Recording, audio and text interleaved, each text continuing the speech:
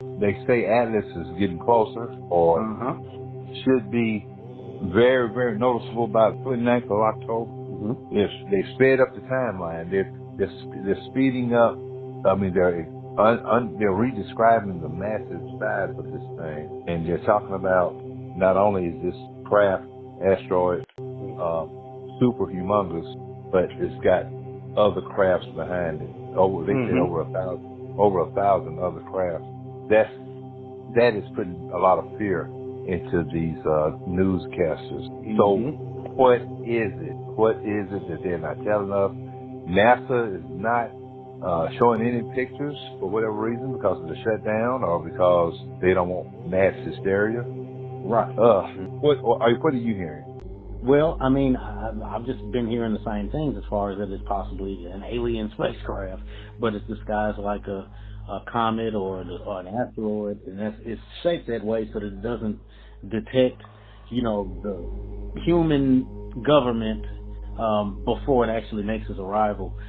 That's what they're saying. Now, does that mean that's exactly what it's doing? I don't know. I mean, if it's just a rock, it's just a rock. But because it's acting so intelligent and navigational, because it seems as if somebody's navigating it and moving it out of the way of other objects, and then the fact that it's the fastest ever recorded object coming into our solar system also makes them believe that it's something intelligent, because asteroids just don't travel that fast when they're coming into a solar system or wherever they're coming from. They just don't travel that fast.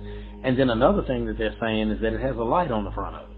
That it's the first comet that has tails in two directions, one coming from behind it, and then also another in front of it, like it's headlights on it, like it's showing whatever is in front of it so that it can see what's in front of it.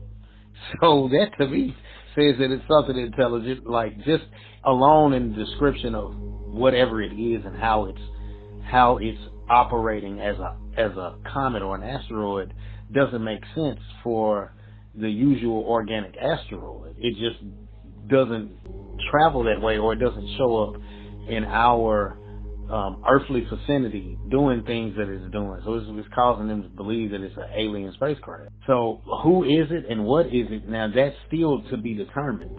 There's many different prophecies about extraterrestrials.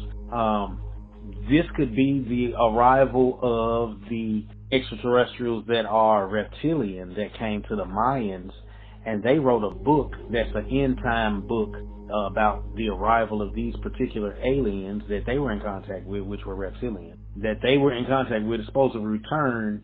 And they wrote a book. There was a ruler of the Mayans. His name was Lord Pakal Votan, and he wrote a book called The Popol Vuh. In this book, it was describing alien reptilians coming to Earth in the end time, and them arriving and starting to eat people. So it could be that. It could be that these reptilians are, what's inside of 3i Atlas, or the other extraterrestrial prophecy that's been talked about is the return of the Anunnaki.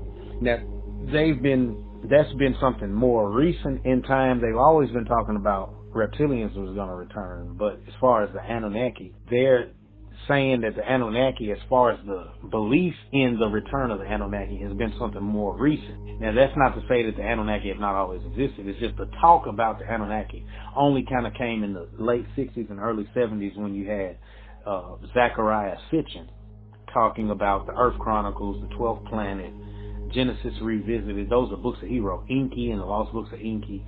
All of those books are talking about the Anunnaki and the return of the Anunnaki. So this is how it got popularized in the mainstream about the Anunnaki. And so people just started reading Zachariah Sitchin's books, also Malachi York books, and other authors that wrote about it's a person called Drew Velo Melchizedek. He also wrote about the Anunnaki.